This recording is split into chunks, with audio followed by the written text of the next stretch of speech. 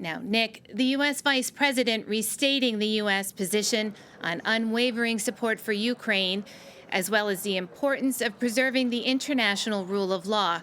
What other key points did she touch upon?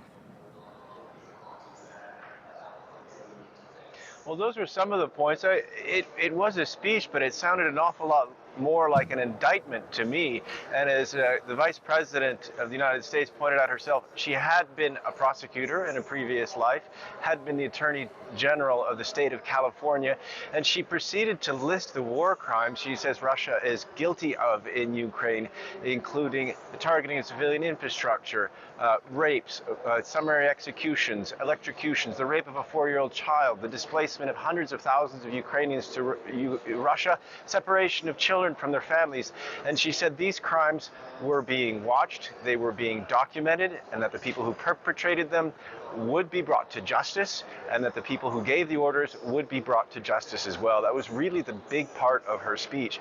There were, you're right, however, words as well of praise and thanks to the Ukrainian people. She said that the United States would be behind Ukraine and back it up for as long as it takes and would not waver, and it was in the interest of the American people, Europeans, and people around the world. And she said that all of the people present here in Munich and indeed around the world were in awe of Ukraine's resilience and righteous struggle in the name of liberty. Now, Nick, how has her speech gone over at the conference? What was the reaction? Well, it's a bit early. I mean, it just sort of ended, so I haven't been able to get any particular reaction. But, you know, I think thematically, we have Rishi Sunak, who's the British Prime Minister, of course, speaking behind me live, again, on war crimes. There's, I think, a push at this Munich Security Conference to get beyond the weapons discussion. This isn't really the venue for that, even though Ukraine is constantly asking for more weapons, and to remind the people who are present here and the people around the world who are getting reports on what's going on here, that this is not just about United States versus Russia or NATO versus Russia or defending Ukraine and so on, but defending a rules-based international order, and that involves the respect of human rights and involves, to once again quote Kamala Harris, the respect of the United Nations Charter, which the Soviet Union signed at the beginning of the United Nations history, and she says Russia has to abide by that as well. One last question. Last year, Russia didn't send a delegation. This year, Russian officials weren't invited. Was this a missed opportunity for some informal diplomacy?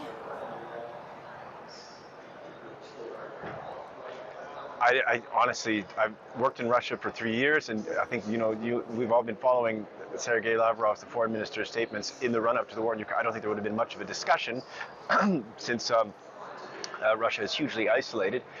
People are coming here from Russia as well, and I think this is really the signal that the organizers of the conference are sending Russians, dissidents. So the former chess grandmaster Garry Kasparov, former head of the Other Russia movement that wanted a Russia without Putin, who had to go into exile, he's here. Mikhail Khodorkovsky, the oligarch who tried to finance NGOs, who did finance NGOs that supported democracy and the rule of law, and then was thrown essentially into the gulag, into the Russian prison, and then was released. He's here, as well as the woman who was awarded the Nobel Peace Prize for running Memorial, which is this landmark NGO that documented all the crimes of the Stalinist era during the Soviet era, the gulags and so on. She's here as well. So that is the Russia, the moral conscience of the country, if you will, that the organizers here are choosing to recognize rather than the people from the Kremlin.